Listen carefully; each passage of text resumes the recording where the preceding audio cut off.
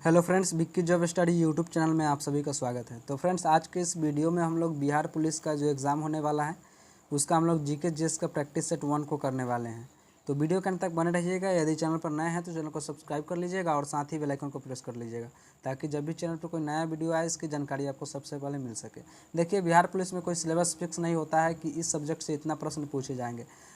जब एग्ज़ाम होता है तो पता चलता है कि हाँ, जीके से इतने प्रश्न आए और मैथ से इतने प्रश्न आए और हिंदी और इंग्लिश से इतने प्रश्न आए हैं।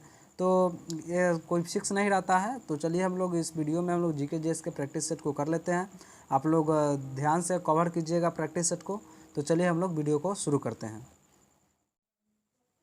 हम लोगों का जो सबसे पहला प्रश्न है, प्रश्न नंबर 1 है, भारत के राष्ट्रपति को पद से हटाने के लिए संसद द्वारा कौन सा प्रस्ताव पारित किया जाता है।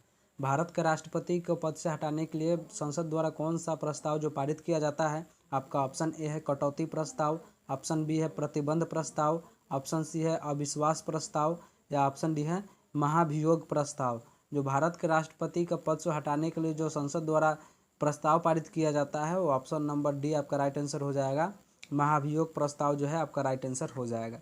नेक्स्ट प्रश्न की ओर चलते हैं। अगला प्रश्न है हम लोगों का, स्कर्वी रोग किस विटामिन की कमी के कारण होता है। स्कर्वी रोग किस विटामिन की कमी के कारण होता है। आपका ऑप्शन ए है विटामिन डी, ऑप्शन बी है विटामिन के, ऑप्शन सी है विटामिन ए या ऑप्शन डी है विटामिन सी। स्कर्वी रोग जो है विटामिन सी के कमी के कारण होता है। आपका ऑप्शन नंबर 2, ऑप्शन प्रश्न नंबर 2 का जो right answer option number D आप लोगों का सही आंसर हो जाएगा। नेक्स्ट प्रश्न है हम लोगों का, और अगला प्रश्न है, पीएच स्केल का उदासीन मान कितना होता है। जो पीएच स्केल होता है उसका उदासीन मान कितना होता है। आपका ऑप्शन ए है 7 से कम, ऑप्शन बी है 7 से अधिक, ऑप्शन सी है 7 के बराबर या ऑप्शन डी है ऑप्शन सी है 14 के बराबर या ऑप्शन डी है 7 के बराबर।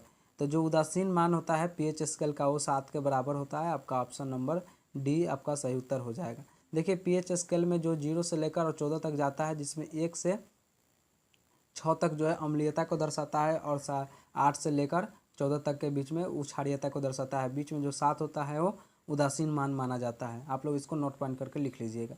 अगला प्रश्न की ओर चलते हैं। नेक्स्ट प्रश्न है हम लोगों का, उच्चतम गुणवत्ता वाला कठोर कोयला निम्न में से कौन सा है।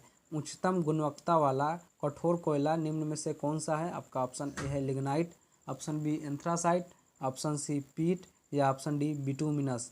जो क्वेश्चन नंबर 4 है इसका जो राइट आंसर हो जाएगा आपका option number B anthracite. Anthracite आपका राइट आंसर हो जाएगा। Option number B is the right answer हो जाएगा। अगला प्रश्न है हम लोगों का, और क्वेश्चन नंबर 5 है, निम्न में से किस पर उत्पाद शुल्क लगाया जा सकता है। प्रश्न है आप लोगों का, निम्न में से किस पर उत्पाद शुल्क लगाया जा सकता है। आपको 4 ऑप्शन दिए गए हैं। ऑप्शन ए है किसी कंपनी का राजस्व, ऑप्शन बी है वस्तु एवं सेवाओं का आयात, ऑप्शन सी है वस्तु एवं सेवाओं का निर्यात या ऑप्शन डी है निर्मित उत्पाद। क्वेश्चन नंबर 5 है इसका जो राइट आंसर हो जाएगा ऑप्शन नंबर डी निर्मित उत्पाद। आपका निर्मित उत्पाद जो है राइट आंसर हो जाएगा ऑप्शन नंबर डी। किसी उत्पाद शुल्क लगाया जा सकता है तो निर्मित उत्पाद पर जो है उत्पाद शुल्क लगाया जा सकता है। आपका option number D is the right answer हो जाएगा। आप लोगों को कमेंट में बताना है 20 में से आपका कितना प्रश्न आप लोग कर पा रहे हैं। अपना स्कोर आप लोग कमेंट करके बताइएगा। अगला प्रश्न हम लोगों का, नेक्स्ट प्रश्न है, केले का भूरा रंग हो जाता है क्योंकि केला में क्या पाया जाता है और क्या होता है। आपका ऑप्शन ए है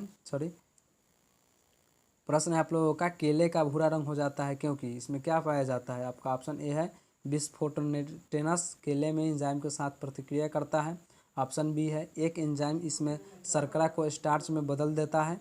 ऑप्शन सी है एक एंजाइम इसमें स्टार्च को शर्करा में बदल देता है या ऑप्शन डी है केले में मौजूद एंजाइम हवा के साथ अभिक्रिया करता है।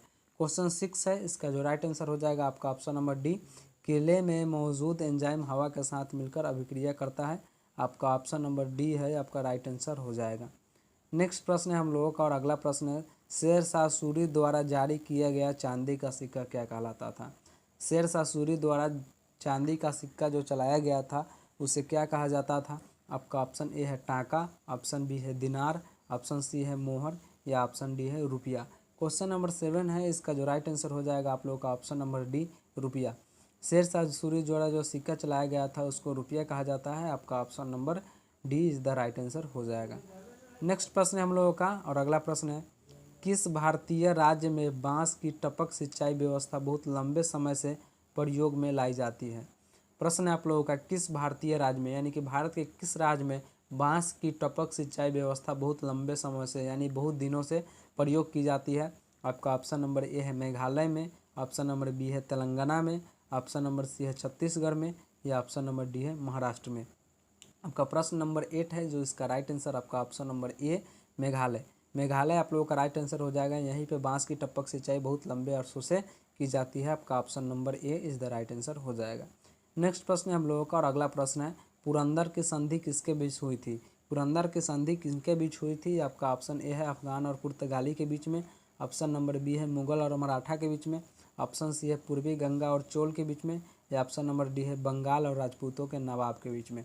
आपका प्रश्न नंबर 9 का जो राइट आंसर हो जाएगा ऑप्शन नंबर बी, मुगल और मराठा के बीच में। पुरंदर की जो संधि हुई थी मुगल और मराठा के बीच में हुई थी। आपका option number B right answer हो जाएगा। आप लोग right answer number option number B लगा लीजिएगा। नेक्स्ट प्रश्न है और 10वां प्रश्न है हम लोगों का, काजीरंगा राष्ट्रीय उद्यान किस राज्य में स्थित है?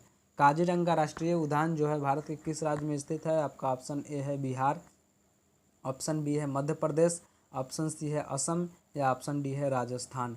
काजीरंगा राष्ट्रीय उद्यान जो है वो असम में स्थित है। आपका option number C right answer हो जाएगा। काजीरंगा राष्ट्रीय उद्यान असम में स्थित है। आपका option number C is the right answer हो जाएगा।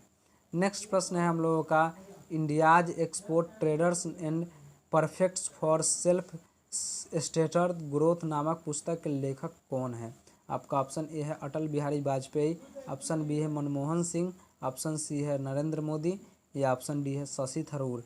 क्वेश्चन नंबर 11 है, इसका जो राइट आंसर आपका option number B right answer हो जाएगा, मनमोहन सिंह। आपका option number B Manmohan Singh right answer हो जाएगा। तो चलिए नेक्स्ट प्रश्न की ओर चलते हैं और अगला प्रश्न को देखते हैं। अगला प्रश्न है, मेटूर बांध किस नदी पर निर्मित और किस राज्य में स्थित है? मेटूर बांध जो है किस नदी पर स्थित और किस राज्य में स्थित है? आपका ऑप्शन ए है नर्मदा नदी मध्य प्रदेश, ऑप्शन बी है तुंगभद्रा नदी कर्नाटक, ऑप्शन सी है काली नदी कर्नाटक, या ऑप्शन डी है कावेरी नदी तमिलनाडु। क्वेश्चन 12 है, इसका जो राइट आंसर हो जाएगा आपका option number C right answer हो जाएगा, काली नदी कर्नाटक। आपका ऑप्शन नंबर सी जो है राइट आंसर हो जाएगा, काली नदी कर्नाटक। अगला प्रश्न है हम लोगों का, नेक्स्ट प्रश्न है, ऊनी शॉल हस्तशिल्प भारत के निम्नलिखित में से किस राज्य से संबंधित है? आपका प्रश्न है, ऊनी शॉल हस्तशिल्प भारत के निम्नलिखित में से किस राज्य से संबंधित है? आपका ऑप्शन ए है जम्मू और कश्मीर, ऑप्शन बी है अरुणाचल प्रदेश, या ऑप्शन सी है हिमाचल प्रदेश, या ऑप्शन डी है उत्तर प्रदेश। ऊनी शॉल जो है आपका प्रश्न नंबर 13 का जो राइट आंसर हो जाएगा आपका ऑप्शन नंबर ए जम्मू और कश्मीर। ऊनी शॉल हस्तशिल्प जो है वो जम्मू कश्मीर से संबंधित है। आपका option number A right answer हो जाएगा। नेक्स्ट प्रश्न हम लोगों का अगला प्रश्न है, निम्नलिखित में से कौन सा ऊर्जा का एक पारंपरिक स्रोत है? आपका प्रश्न है, निम्नलिखित में से कौन सा एक ऊर्जा का पारंपरिक स्रोत है? आपका ऑप्शन ए है पवन ऊर्जा, ऑप्शन बी है सौर ऊर्जा, ऑप्शन सी है लकड़ी, या ऑप्शन डी है बायोगैस।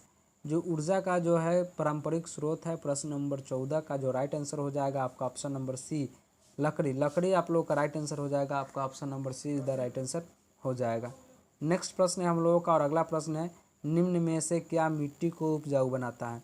4 ऑप्शन आपको दिए गए हैं, इसमें से आपको बताना है कि मिट्टी को जो है कौन सा पदार्थ जो है उपजाऊ बनाता है। आपका ऑप्शन नंबर ए है मिट्टी में लवण का उच्चतर स्तर, ऑप्शन नंबर बी है खनिजों और कार्बनिक पदार्थों का सही मिश्रण, ऑप्शन नंबर सी है खनिजों और अकार्बनिक पदार्थों का सही मिश्रण, या ऑप्शन नंबर डी है मिट्टी में अम्लीय पदार्थों की अधिकता। क्वेश्चन नंबर जो 15 है, इसका जो राइट आंसर हो जाएगा आपका ऑप्शन नंबर बी खनिज और कार्बनिक पदार्थों का सही मिश्रण जो है मिट्टी को जो है उपजाऊ बनाता है। आपका ऑप्शन नंबर बी जो है राइट आंसर हो जाएगा। नेक्स्ट प्रश्न की ओर चलते हैं। अगला प्रश्न है, भारत में साइमन कमीशन के आगमन से पूर्व यानी कि भारत में साइमन कमीशन के आगमन से पहले निम्नलिखित में से कौन सी घटना घटी? आपका ऑप्शन ए है काकोरी षड्यंत्र, ऑप्शन नंबर बी है गांधी इरविन समझौता, ऑप्शन नंबर सी है प्रथम गोलमेज सम्मेलन, या ऑप्शन नंबर डी है भारत छोड़ो आंदोलन। क्वेश्चन नंबर 16 जो है इसका राइट आंसर हो जाएगा आपका ऑप्शन नंबर ए काकोरी षड्यंत्र। आपका option number A right answer हो जाएगा। आपका ऑप्शन नंबर ए जो है राइट आंसर हो जाएगा। नेक्स्ट प्रश्न है हम लोगों का और अगला प्रश्न है, अनुच्छेद 2019 में भारत के संविधान में क्रमशः कितने अनुच्छेद और अनुसूचियाँ थी? 2019 में जो है भारत के संविधान में क्रमशः कितने अनुच्छेद और अनुसूचियाँ थी? आपका ऑप्शन ए है 392 और 7, ऑप्शन बी है 396 और 8, ऑप्शन सी है 398 और 6, ऑप्शन नंबर डी है 395 और 8। आपका प्रश्न नंबर 17 है, इसका जो राइट आंसर हो जाएगा आपका ऑप्शन नंबर डी 395 और 8 आपका राइट आंसर हो जाएगा। Option number D is the right answer हो जाएगा।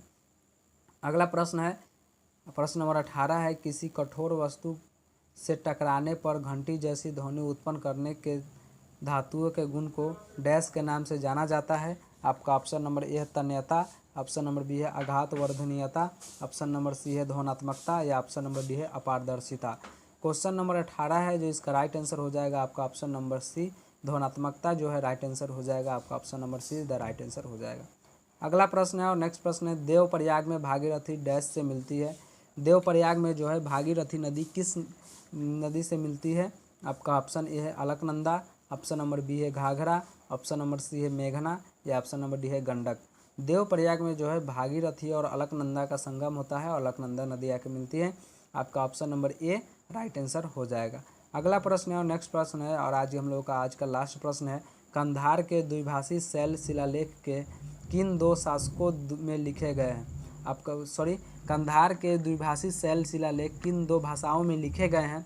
आपका ऑप्शन ए है फारसी और अरमेइक, ऑप्शन बी है ग्रीक और अरमेइक, ऑप्शन सी है अरबी और ग्रीक या ऑप्शन डी है ग्रीक और प्राकृत। क्वेश्चन नंबर 20 है, जो इसका राइट आंसर हो जाएगा आपका ऑप्शन नंबर बी ग्रीक और अरमेइक जो है इसका राइट आंसर हो जाएगा। आपका ऑप्शन नंबर प्रश्न नंबर बी का जो है प्रश्न नंबर 20 का ऑप्शन नंबर बी जो है राइट आंसर हो जाएगा। इस प्रकार हमने पूरे 20 प्रश्नों का सीरीज जो है कंप्लीट किया। कमेंट में आपको बताना है 20 में से कितना प्रश्न आपका सही हो रहा है। वीडियो अच्छा लगा हो तो चैनल को सब्सक्राइब कर लीजिएगा और दोस्तों के पास शेयर कर दीजिएगा। पीडीएफ के लिए आपको टेलीग्राम को ज्वाइन कर लीजिएगा, जिसका लिंक आपको डिस्क्रिप्शन बॉक्स में मिल जाएगा। मिलेंगे किसी नेक्स्ट वीडियो में, तब तक के लिए जय हिंद।